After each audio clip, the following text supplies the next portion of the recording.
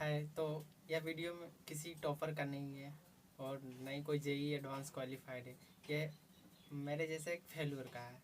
तो इसमें हम 2-3 सवाल आप लोग से पूछेंगे और फिर आप लोग उसका जवाब दीजिएगा और मैं अपनी मन की सारी बातें बोलूँगा। और मैं अपनी अभी आगे के फ्यूचर को प्लानिंग के लेकर के मैं अभी कंफ्यूज्ड हूँ, क्या करना चाहिए क्या नहीं करना चाहिए।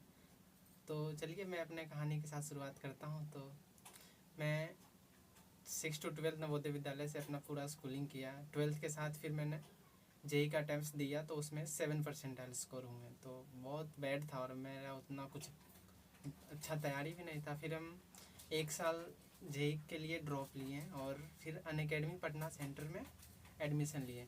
फिर वहाँ साल भर पूरा अच्छा से क्लास गए, अच्छा से तैयारी नहीं की, अच्छा से क्लास गए, रोज़ आते जाते थे और नोट्स वगैरह बनाए। बट मेरा क्वेश्चन की प्रैक्टिस के कारण मेरा वहाँ पे ठीक से मेरा प्रिपरेशन नहीं हो पाया। और फिर मैं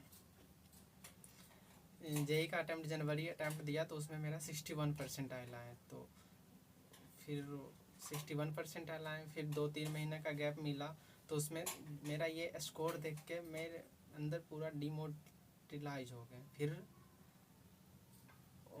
फिर सेकंड अटेम्प्ट दिए तो उसमें मैं कुछ बेकार तैयारी पहले से भी था, वो भी सब बेकार हो गया और तुक्का मार के चले आए। मेरे एक सर ने बोला था कि यार तुमको पता था कि जब तुमको ये सब इतने से नहीं होने वाला तो फिर तुक्का खेलता। तो फिर हम तुक्का मारे तो यार गेस नहीं कर सकते कितना परसेंटाइल आया होगा, आप लोग बताना, हम बताएंगे। फिर बेकार गया सेकंड अटेम्प्ट जनवरी अप्रैल का भी। फिर उसके बाद 2-3 और एग्ज़ाम दिए, जैसे WBJE का एग्ज़ाम दिए। वो एग्ज़ाम तो बस हम कोलकाता घूमने जाने के लिए दिए थे। फिर AMU ट्रिपल का दिए, फिर और आइजर एप्टीट्यूड टेस्ट दिए वहाँ आइजर के लिए। तो वो सब का अभी तो रिजल्ट आया नहीं है, बट स्टिल अभी फिर क्या करना है, कॉलेज जाना है। मेरे को रैंक के अनुसार मेरे बिहार के इंजीनियरिंग कॉलेजेस में मिल रहे हैं, लेकिन यार उधर जाने का कोई सेंस बनता नहीं है अभी मेरे अनुसार, क्योंकि उधर उतना अच्छा कल्चर नहीं है। और क्या, तो अभी मेरे पास एक और ऑप्शन है, या तो फिर हम ड्रॉप। तो चलिए मैं अपना सवाल पूछता हूँ। मैं इस बात से लेकर कंफ्यूज हूँ कि या हम फिर से एक ड्रॉप लें और NIT के लिए तैयारी करें, या फिर से मैं यही बिहार के गवर्नमेंट कॉलेजेस में चले जाएँ। फिर प्राइवेट का तो मेरे पास ऑप्शन ही नहीं है कि प्राइवेट अफोर्ड कर पाऊँ। तो वही ये किया है। फिर और जो लोग NIT IIT में पहुंच चुके हैं वो अपने एक्सपीरियंस से या फिर अपने जो कॉलेज में वहाँ स्टूडेंट्स गए हैं उनसे बात होता होगा। तो आप लोग ये ज़रूर बताइएगा कि क्या सेकंड ड्रॉपर भी वहाँ पहुँचते हैं और मेरे जैसे हालात से, जैसे मैं 10th में 78% लाया हूँ, फिर 12th में मेरा अच्छा स्कोर नहीं गया क्योंकि बेकार था, जैसे 7 परसेंटाइल क्या ही स्कोर होगा। तो उसके अनुसार मेरा 12th में 57% आए। तो मुझे अगर मैं अभी ड्रॉप लेता हूँ तो फिर से मेरे को 12th का एग्ज़ाम देना पड़ेगा, क्या इम्प्रूवमेंट एग्ज़ाम देना होगा। तो वही जो IIT NIT है वो अपना कलीग से पूछ करके बताएगा क्या मेरे लिए सेकंड ड्रॉपर वर्थित रहेगा।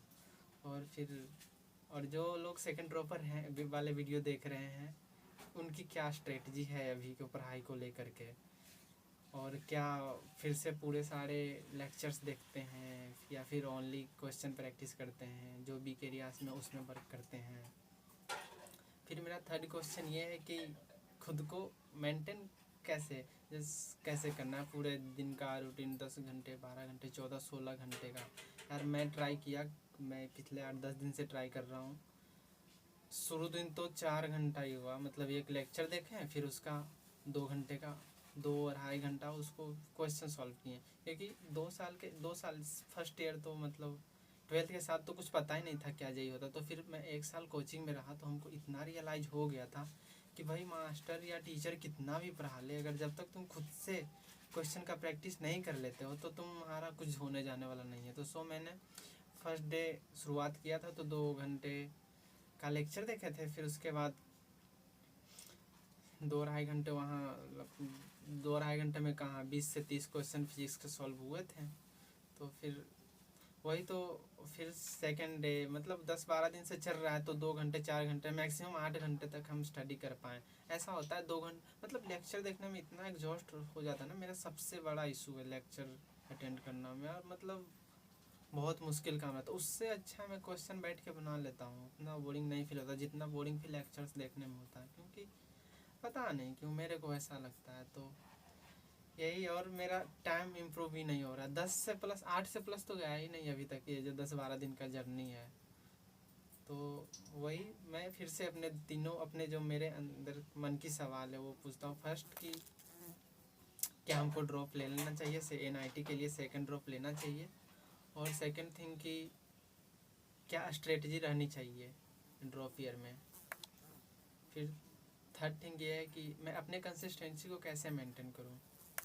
मेरे से कुछ यूज कर रहे हैं, जैसे 1.5 घंटे बैठते हैं फिर थोड़ा देर के लिए उठ जाते हैं, तो उठते हैं तो यार फिर इधर उधर, मतलब यार शुरू से पढ़ने बैठने का हैबिट नहीं है कंटिन्यूअसली, तो वही अभी तक चालू है। मतलब फिर से मतलब कंसिस्टेंटली बैठना, डिसिप्लिन होकर रोज़ रोज़, ये बहुत मुश्किल काम है मेरे लिए। काफ़ी लोग करते हैं, जो करते हैं वो पहुंच जाते हैं, मेरे को इतना यकीन है, क्योंकि हम भी 10th तक पढ़ाई किए हैं, 8th तक तो काफ़ी अच्छा पढ़े थे, लॉकडाउन के बाद बिगड़ गए, फ्री फायर खेलने लगे हैं, ये करने लगे वो कर ले, वही तो लाइफ को एल लगा दिया। फिर इधर तो अब क्या ही बताएं, साल भर पटना में रहे तो इधर उधर ही हो गया, सही से पढ़ाई नहीं हो पाए, पढ़ाई तो हुआ बट फिर क्वेश्चन की प्रैक्टिसेस नहीं हो पाए। तो वही, फिर अपना ओपिनियन में आप लोग बताइएगा क्या करना चाहिए हमें, क्या नहीं करना चाहिए। ये तो मेरे ऊपर डिपेंड करता है क्या करूँगा, लेकिन एक होता है ना किसी और से सलाह लेकर अपना फिर एक अपना पाथ फॉलो करो, वही। तो फिर चलिए फिर, ओके, आज के लिए एक छोटी सी थावत है मेरे तरफ से कि अभी सुने मेरे दोस्त ने बताया था कि विनर्स वही हैं जो बार बार ट्राई करके फेल होता है, विनर वो नहीं कि एक बार ट्राई किए नहीं हुआ, मतलब क्या, गलती हो गया। Okay, thank you, bye bye.